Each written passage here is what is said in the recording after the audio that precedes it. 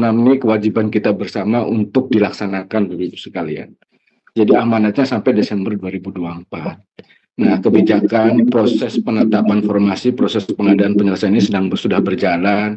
Lalu hasil monitoring dan evaluasi terhadap pelaksanaan pengadaan 2024 sebagai salah satu solusi untuk penyelesaian dan penataan tenaga non-ASN ini ada beberapa persoalan. Nah, kalau kita lihat tahapannya, Bapak Ibu sekalian, pertama tahapan pendaftaran seleksi saat ini untuk yang 2002 yang pengadaan P3K 2000 sudah diterima di Pertamina atau di mana ya, monggo silakan. Nah, tetapi persoalannya kan 405.000 teridentifikasi tidak mendaftar. Lalu kok ada yang mendaftar CPNS 71.000 dan ada 38 ribuan ini yang tidak mendaftar. Nah, kami sudah dengan teman-teman BKN, Bapak sekalian, 444.000 ini sudah kita identifikasi, sudah kita mapping. Nah, tinggal nanti di sistem kami perlu konfirmasi dari Bapak sekalian. Nah, untuk sementara Bapak Ibu tinggal konfirmasi data sudah kita masukkan, nama dan jabatannya, bahkan jabatannya pun supaya tidak ada alasan lagi mereka akan sulit mendaftar, jaringan maksudnya sulit mendaftar, syarat-syaratnya susah dan lain sebagainya. Ini sudah kita mintakan data dari teman-teman BKN, sistem disiapkan teman-teman BKN, lalu nanti Bapak Ibu sekalian tinggal konfirmasi feedback terhadap data non-ASN dan jabatannya di situ. Kalau Bapak Ibu konfirmasi oke, ini kita injek. Jadi teman-teman non-ASN pada saat membuka sistem CSN itu tinggal submit pendaftaran di situ. Lalu kemudian mereka seleksi. Jadi kita bantu dari Menpan BKN, dari panitia di pusat, Menpan BKN, lalu kemudian Bapak Ibu sekalian di instansi mappingnya sudah. Nah, tinggal konfirmasi Bapak Ibu sekalian dari PPK-nya apakah ini mau diselesaikan, mau diapakan. Nah, kalau Bapak Ibu sudah konfirmasi datanya, nah tinggal injek data. Jadi kejar-kejaran dengan waktu, karena amanat undang-undang tanggal 31 Desember harus paling tidak proses itu sudah kita selesaikan. Nah, untuk persoalan tadi, bagaimana kebijakannya? Nah, ini ada dua hal.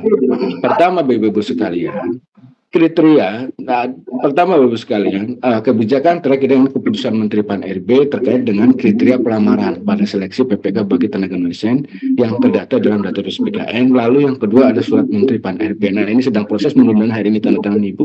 Ini juga sedang ada masukan dari teman-teman BKN dan lain sebagainya.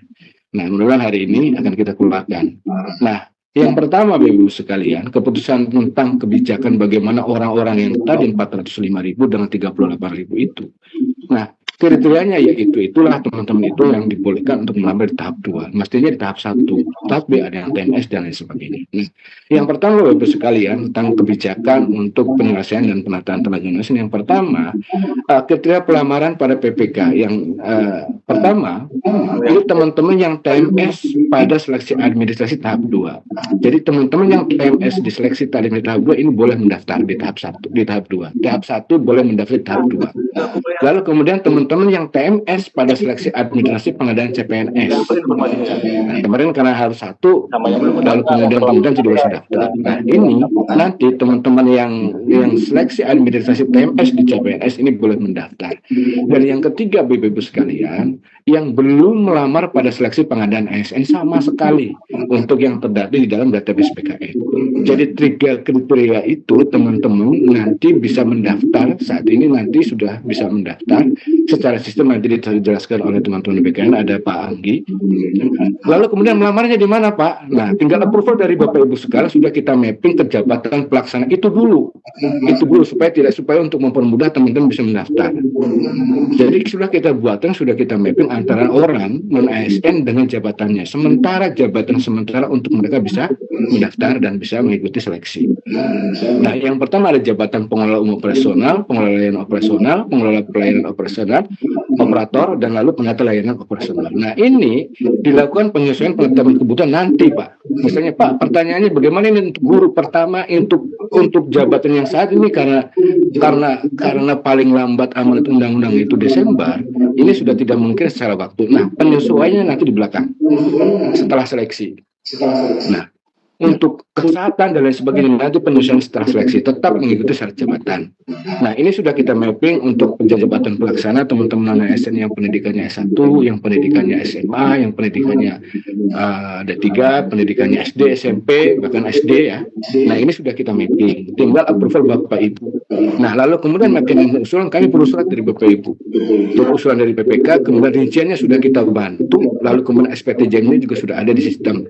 Nanti tinggal intinya Bapak Ibu konfirmasi, lalu kemudian kita injek datanya di situ.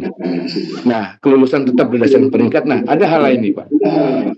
Nah, dalam hal jumlah pelamar yang mengikuti seluruh tahapan seleksi melebihi jumlah kebutuhan formasinya, ini pelamar dapat diangkat menjadi paruh waktu nanti. Jadi kalau misalkan Bapak Ibu sanggupnya hanya dari total yang ada, total non-ASN yang ada itu misalnya ada 10, lalu Bapak Ibu formasinya cuma 5 misalnya. Nah, 10-10-nya ikut seleksi, nanti yang sisanya bisa Bapak Ibu pertimbangkan paruh waktu. Nah, tentu bagaimana paruh waktu itu, nah ini kita juga masih menunggu RPP sebagai dasar hukumnya. Tapi paling tidak data orang-orang itu sudah ada basisnya. Nah, lalu yang kedua, selain dengan kriteria yang teman-teman tadi, yang 400.000 tidak mendaftar, yang mendaftar CPNS, lalu yang TMS di tahap 1 boleh mendaftar. Nah, ini banyak pertanyaan juga. Bagaimana nanti teman-teman yang sampai Desember ini belum selesai tahapan pelaksanaan seleksinya? Nah, kami sudah buatkan konsep. Nah, sekali lagi mudah-mudahan hari ini juga sudah tertangan Bu Menteri sudah akan melaporkan juga. Pertama, substansi terkait dengan surat edaran itu. Jadi PPK menganggarkan gaji bagi tenaga nelayan yang sedang mengikuti proses pelaksanaan seleksi hingga diangkat menjadi ASN. Nah, kalau kita lihat di jadwal teman-teman BPK sudah menulis jadwal itu sampai dengan April Mei, jadi teman-teman Januari, Februari, Mei sampai diangkat menjadi ASN ini tetap dianggarkan. Lalu kemudian apabila jumlah non-ASN yang telah mengikuti seluruh tahapan seleksi ini melebihi jumlah penetapan kebutuhan, nah ini dipertimbangkan dan dapat diangkat menjadi paruh waktu. Lalu sehingga anggarannya bisa untuk paruh waktu. Nah, sesuai dengan konsep di RPP dan di dalam surat edaran yang nanti akan kami keluarkan buat tenaga non-ASN itu, penganggarannya disediakan di luar belanja pegawai untuk yang paruh waktu. Jadi kita juga melihat bahwa HKPD itu maksimal 30% untuk belanja pegawainya. Nah, untuk paruh waktu nanti di luar belanja pegawai. Nah, mungkin itu Bapak Ibu sekalian kaitan dengan kebijakan. Nah, lalu rencana kami mohon kerjasamanya dengan Bapak Ibu sekalian, kami sudah menyusun jadwal, walaupun dengan waktu yang relatif singkat, kemarin sudah kami laporkan ke Ibu Menteri, lalu kemudian hari ini kita lakukan sosialisasi. Nah, kami mohon konfirmasi datanya, kami rencanakan paling lambat itu di tanggal 20 Desember.